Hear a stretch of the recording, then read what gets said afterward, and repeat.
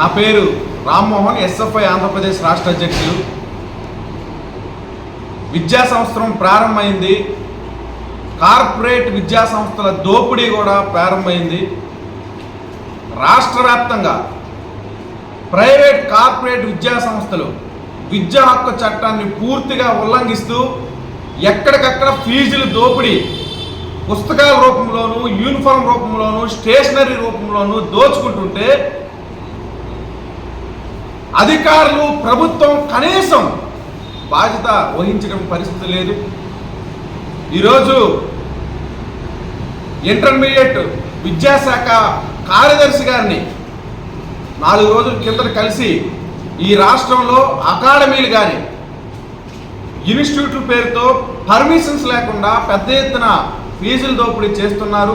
Defence అకాడమీల పేరుతో వీళ్ళపై చర్యలు తీసుకోవాలని ఈ 4 రోజుల్లో కనీసం ఎక్కడా చర్యలు తీసుకునే పరిస్థితి లేదు. ఈరోజు ప్రభుత్వంలో ఉన్న మంత్రులు, వాళ్ళ విద్యా సంస్థలు ఈరోజు ఈ రాష్ట్రంలో పెద్ద ఎత్తున దోపిడీ చేస్తుంటే కనీసం నియంత్రణ లేదు.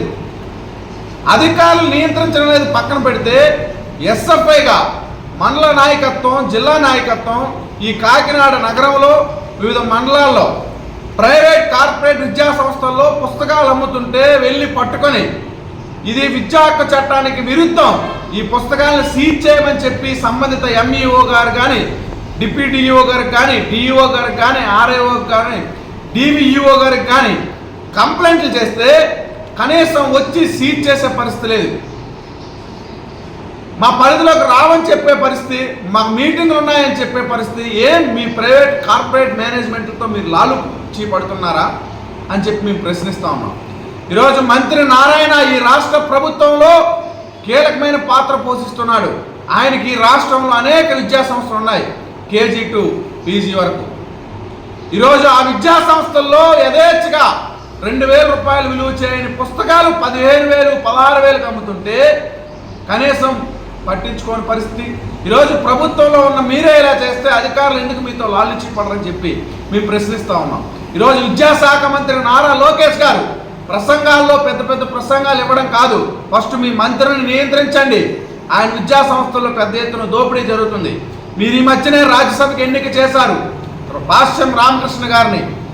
ఈ రాష్ట్రంలో భాష్యం విద్యా సంస్థల దందా అంతా ఇంత కాదు. ఈరోజు పశ్చిమ గోదావరి జిల్లా పక్కనే ఆకవీడి పట్టణంలో పర్మిషన్స్ లేకుండా విద్యా సంస్థ స్కూల్ని పెడితే ఈరోజు డిఈఓ, ఆర్ఐఓ, డివిఈఓ, ఎంఈఓ ఎవరు కంప్లైంట్ చేసినా పట్టించుకునే పరిస్థితి. ఈరోజు ఎస్ఎఫ్ఐ కార్యకర్తలు అక్కడ ఆందోళన చేస్తూ ఉన్నారు. ఈరోజు భాష్యం విద్యా సంస్థలు రాష్ట్ర వ్యాప్తంగా పెద్ద ఎత్తున ఫీజులు లూటీ చేస్తుంది, తల్లిదండ్రుల రక్త మాంసాన్ని పీల్చి పిప్పి చేస్తుంది. ఆయన ఎక్కడ చర్యలు తీసుకునే పరిస్థితి. ఇక్కడ ఈ జిల్లా డిఈఓ రమేష్ గారు ఈరోజు ఎక్కడైనా ఒక్క ప్రైవేట్ కార్పొరేట్ విద్యా సంస్థలైనా మీరు విజిట్ చేశారా? మీరు సూటిగా అడుగుతున్నాం. మీరు ఎందుకు చర్యలు తీసుకోరు? మీరు ఎందుకు ఉద్యోగాలు మరి మీకు? ఖచ్చితంగా వీటిపైన మీరు ఎలాగో కళ్ళు మూసుకుపోయా, మీరు ఎలాగో ప్రయత్నం చేయటం లేదు, మీరు ఎలాగా చూడటం లేదు, చోద్యం చూస్తున్నారు.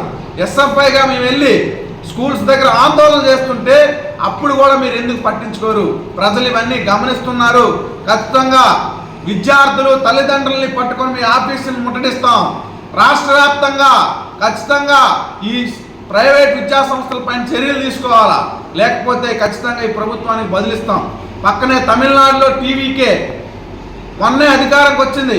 విజయ్ గారు, సీఎం గారు అధికారంలోకి వచ్చిన ఫస్ట్ మాట ప్రెస్ మీట్లో ప్రైవేట్ కార్పొరేట్ విద్యా సంస్థల దందాన్ని నియంత్రిస్తా, ఎవరెవడు ఎంత ఫీజు వసూలు చేస్తున్నాడో నోటీస్ బోర్డుల్లో పెట్టండి, విద్యా హక్కు చట్టాన్ని ఏమాత్రం అతిక్రమించిన చర్యలు తీసుకుంటామని చెప్పాడు. అది మగాడికి ఉండాల్సిన లక్షణం. తెలంగాణలో రేవంత్ రెడ్డి గారు ప్రైవేట్ కార్పొరేట్ విద్యా సంస్థ ఫీజులు నియంత్రిస్తారా లేదో పక్కన పెడితే కనీసం దందాన్ని ప్రజలకు తెలియజేస్తున్నారు. మీరు ఎందుకు తెలియజేయరు? ఈరోజు మీ మంత్రులు, మీ ఎంపీలు, మీ ఎమ్మెల్యేలు, మీ తోడలుడు భరత్ గారు అక్కడ గీతం యూనివర్సిటీతో వ్యాపారం. మరి ఎందుకు ప్రభుత్వ విద్యా సంస్థలు బలోపేతం అవుతాయి? ఈ ఏడాది 1,00,000 అడ్మిషన్స్ ప్రభుత్వ విద్యా సంస్థల్లో తగ్గాయి. కారణం మీరు కాదా అని చెప్పి మేము ప్రశ్నిస్తూ ఉన్నాం. ఖచ్చితంగా మీకు ఇది తగదు.